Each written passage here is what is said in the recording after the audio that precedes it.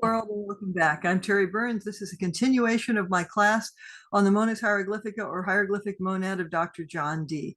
We're up to Theorem 13 and I gave you a little self-study or some homework and I wanted to show you what my answers to that would be and see what your answers are like. So I'm assuming you know D, I'm assuming you know the hieroglyphic monad, and I'm assuming that you have read and worked through the first 13 theorems, because how could you do this self-study without that?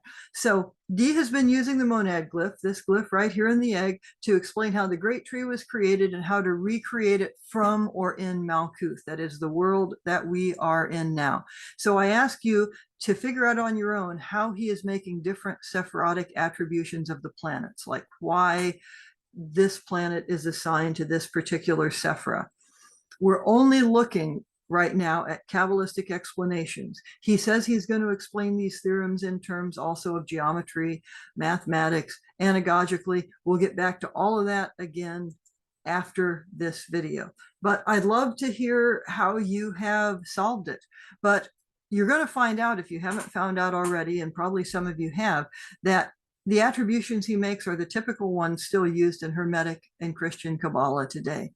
And they're not unique to D either. He didn't invent them or something. They were used by Agrippa. They were used by Riccio, the person whose work went on to Reuchlin, who wrote The Art of Kabbalah, and so on. And in certain ways, they also match perfectly, even back to ancient Greek times with Plato's Timaeus, but we'll talk about that in a few screens.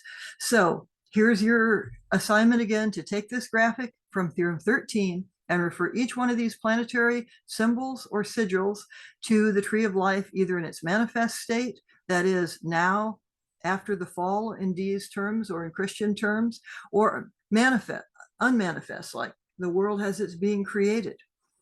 These symbols he has told us are all made of either the moon or the sun or the cross of the elements and the symbol for Aries, fire.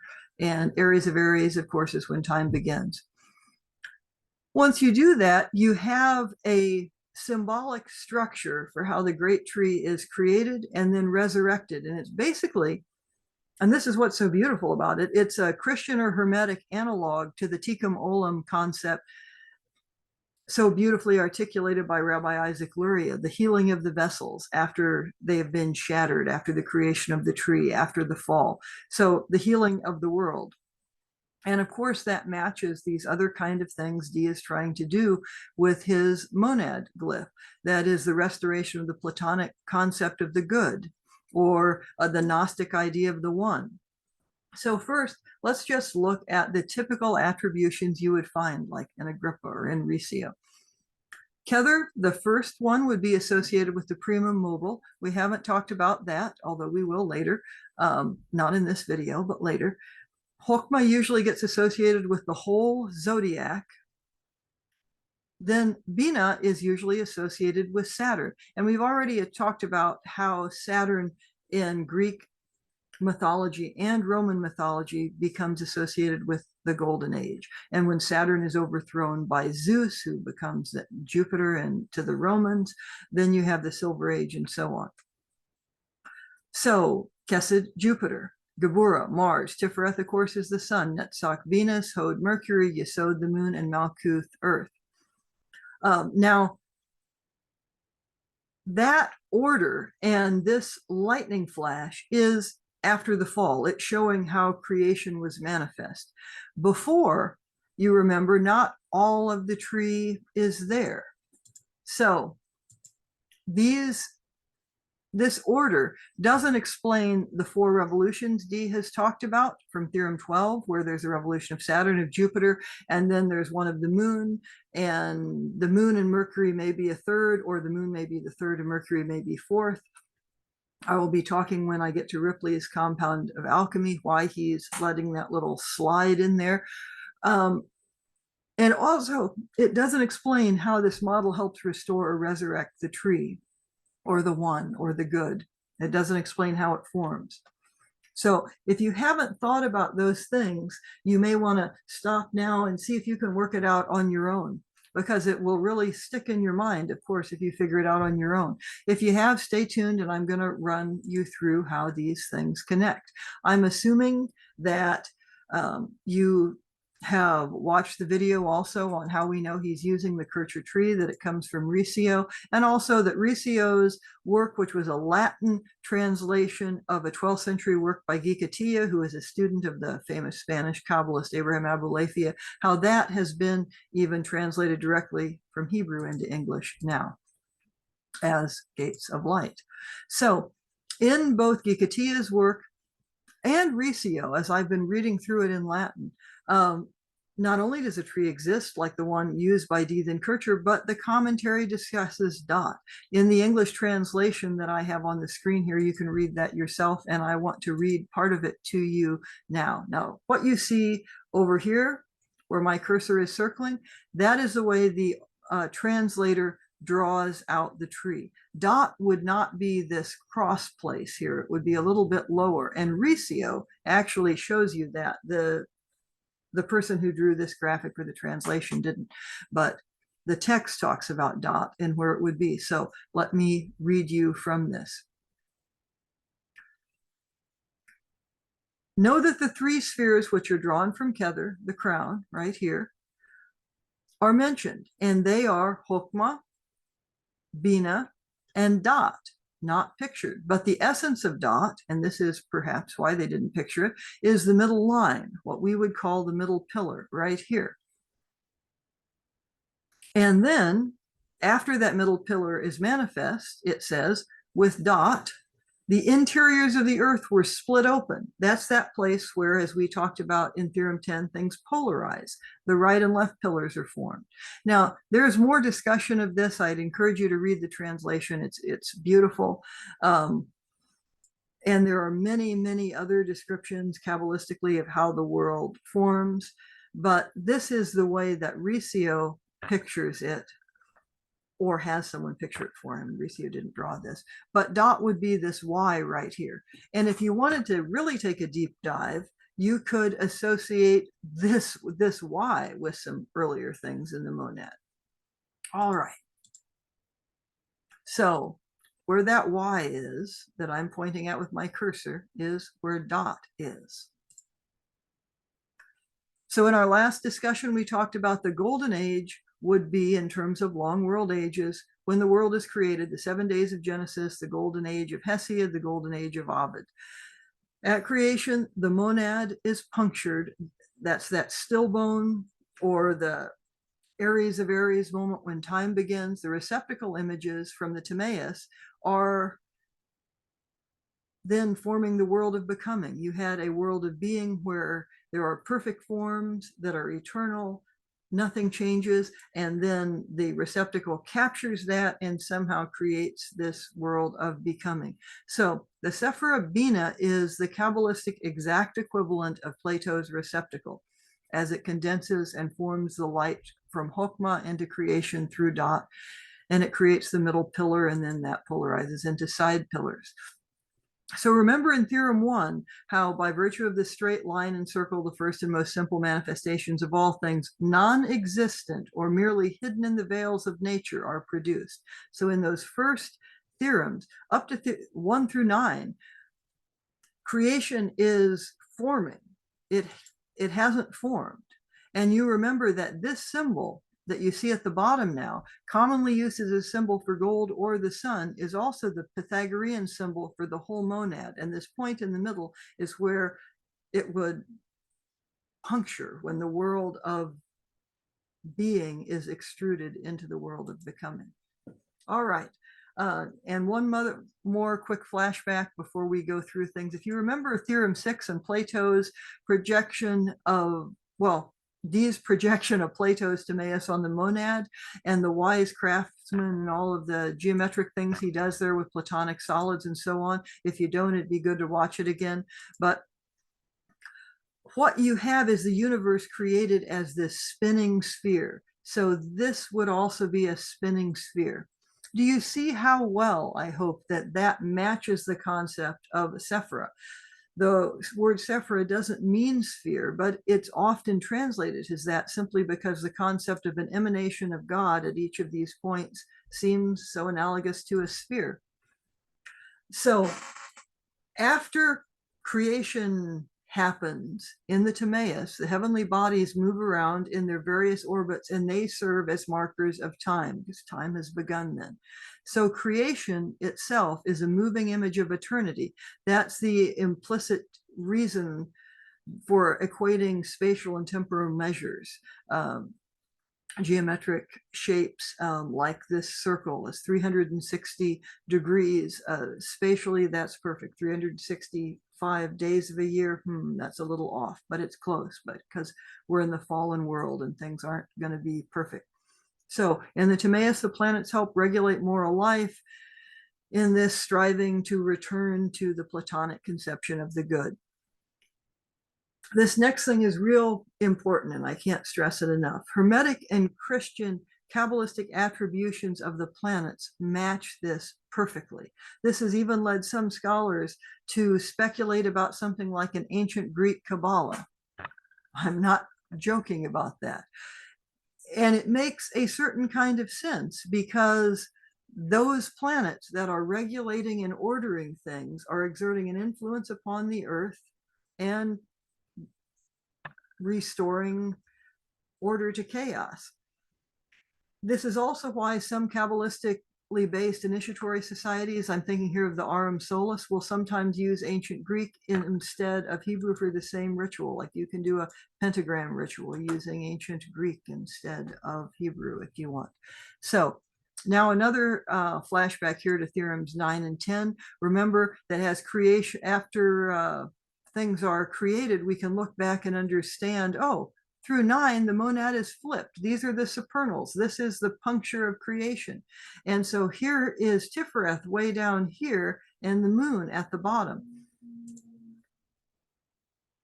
For an entire sort of review of Theorem 10, just watch the earlier video. But 10, I just want to remind you, is when the different parts polarize apart and time begins. That's at Aries of Aries. So again, to return to the discussion of 12, we had when the golden age was created, 7 days of Genesis, etc. I've said that already. And the monad is punctured. The receptacle images are exact equivalent of Bina. It's condensing and forming the light of Hokmah into creation and through Dot creating the middle pillar. So how would we have that pictured out on this blank tree? Well, we've already put Saturn there as Bina. That's the common Kabbalistic attribution of Saturn, just as the reflection of Saturn is down here in Yesod. And that's a real powerful correlation to contemplate, if you will. But how would you draw just this out? Because when there's that puncture, the whole tree hasn't formed. What's happened is that the limitless light, or the Ein Sof Aur, has come through Kether and Hokmah to Bina, and it has, as I just read you in that excerpt from the Gates of Light, it's formed the middle pillar. So why do I have these empty things out here? Well, because if you have studied this and you're using it as a mnemonic device, which is this, all the hieroglyphic monad is sort of assuming you know these things, and he's using these correlations you already know to make some other thing. If you know these, well, they have this structure in your mind, right? But this is all that's really being talked about. That's the rotation of Saturn. And I've made Malkuth down here at the bottom a slightly different color because this is before the fall. Time hasn't started yet. So if there's an Earth, it's a perfect Earth. And, you know, in the things we talked about in the last video, this is where people are aging backwards. I mean, there's not really a conception of time. Everything is just wonderful.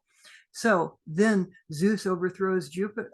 Zeus overthrows Saturn, or Kronos in the ancient Greeks. And you have the second rotation, which is Jupiter. Jupiter is down here below Dot. So why would we put this here in terms of what D is saying? Now, we already know we're going to put it there because we have it there in Riccio and Agrippa and lots of other people. Well, because As soon as the middle pillar is formed, it polarizes. And now what you in effect have is that lightning flash. That's the rotation of Jupiter, the lightning flash. Time has started, Aries of Aries. So the first rotation is Saturn, an image of the world of being forming in the in Bina or the receptacle, whichever you want to call it. Bina through dot forms the middle pillar on the tree, and that's the golden age. Then the second rotation, when Zeus or Jupiter overthrows Saturn Kronos, or we're after the fall, is when creation magnetizes and polarizes. The left and right pillars form. You have the common lightning flash or flaming sword of creation, and time begins. So then you may have just seen the moon pop up here. We know from that drawing that he gave us in Theorem 12 that we're going to have time beginning, but then we're going to have the next age seems like it's the moon. But if we understand that we're talking about how the tree is created, something totally different is happening. Well, not totally. Time has begun, but now you're in the fallen world and you're contemplating how to resurrect this whole tree.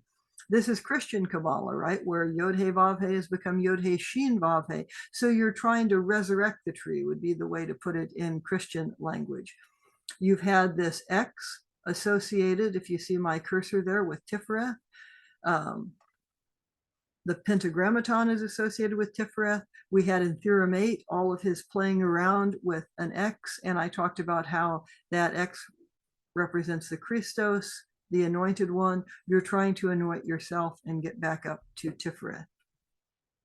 So the images of the fallen tree by this Kabbalistic thought are not only projected out from Bina, but they're captured below in Yesod, which is sometimes why it's called the treasure house of images.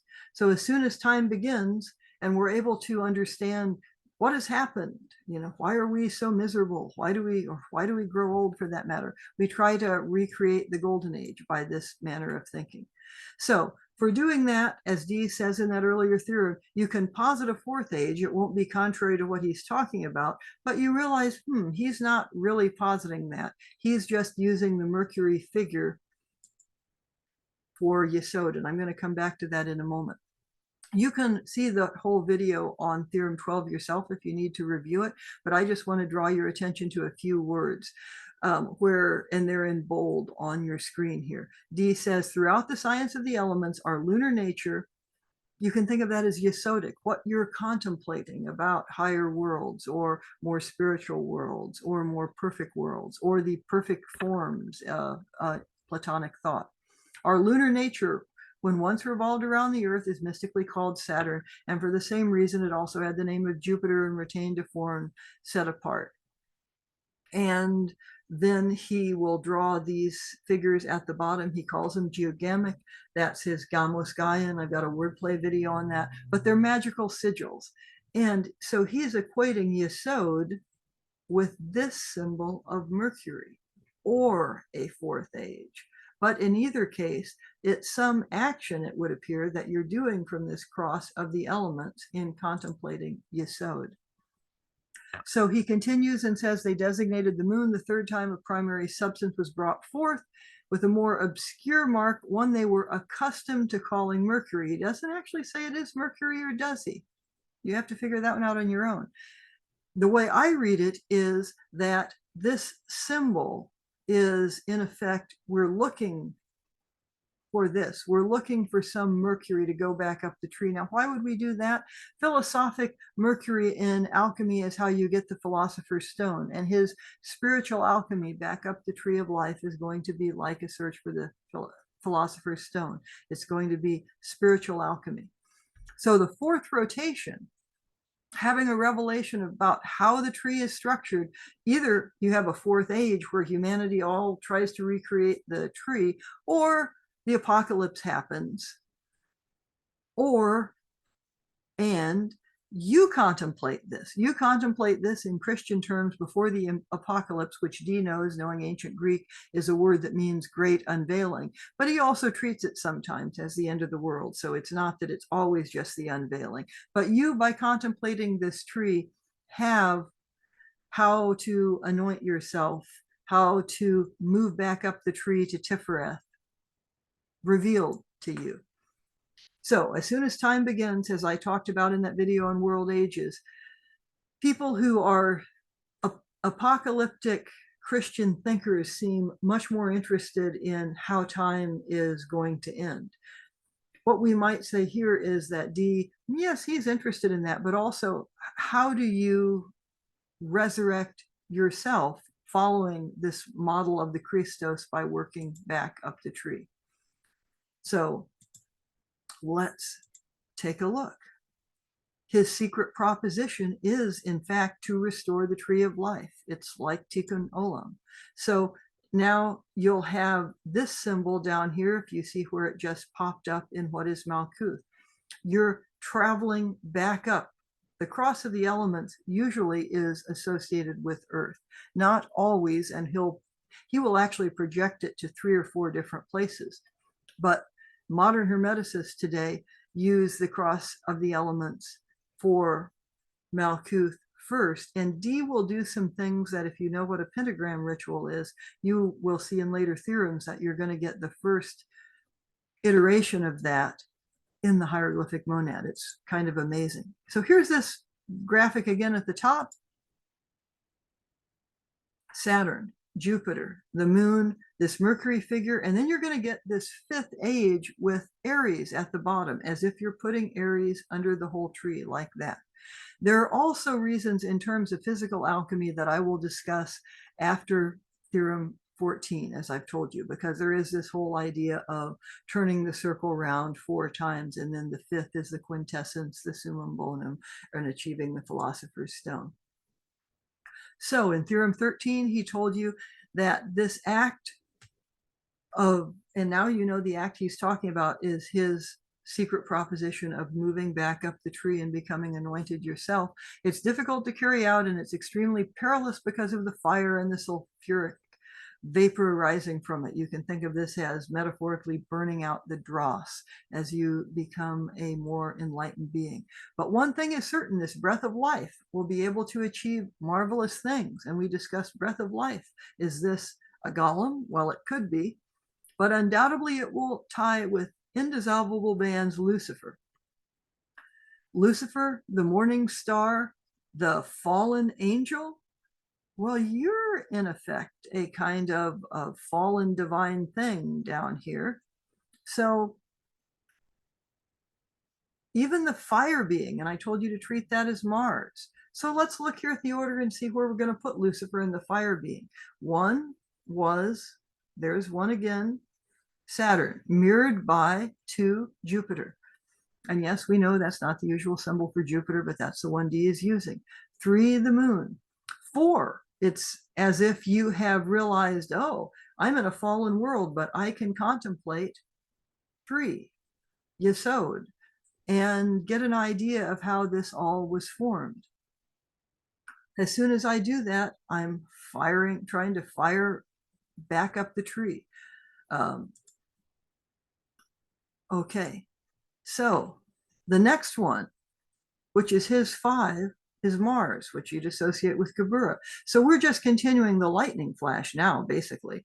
So the lightning flash there, for some reason, which I'll explain why I think that is in a moment, we're going to skip Tifereth, and the next one is going to be Venus.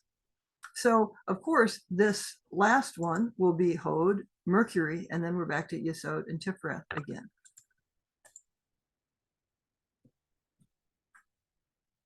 Look at these numbers again and just see what is missing here.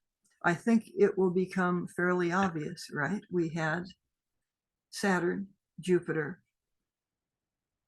the moon. Now we're going back up the tree. And so we have Mars, Venus, Mercury.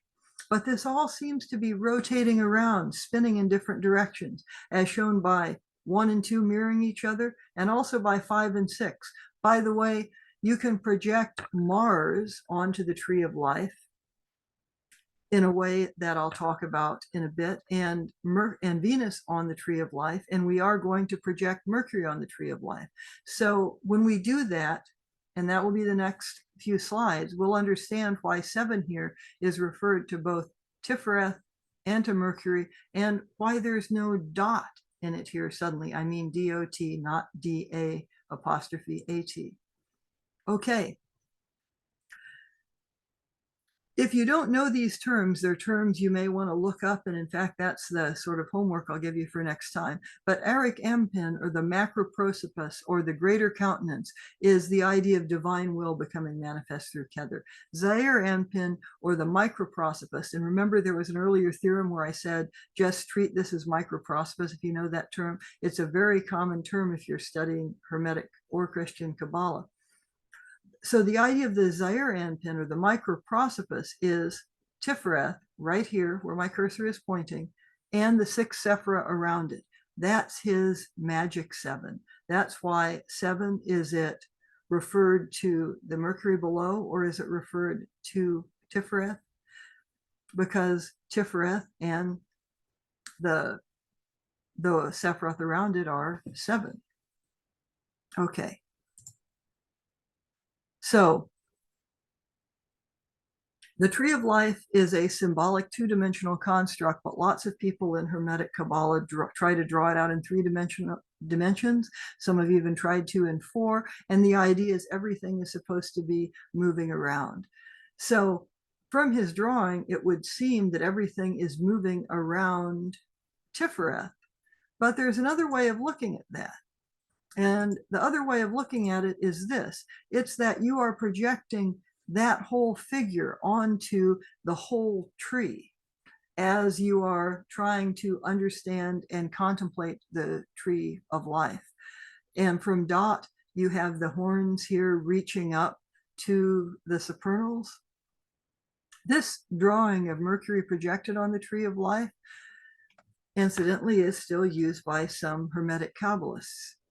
So that's how I would have solved your homework assignment, by looking at as D giving you a key, if you figure it out, to how you're resurrecting the tree, how you are spiritually creating the Philosopher's Stone. And then he is going to continue to talk about that for the whole rest of the hieroglyphic monad.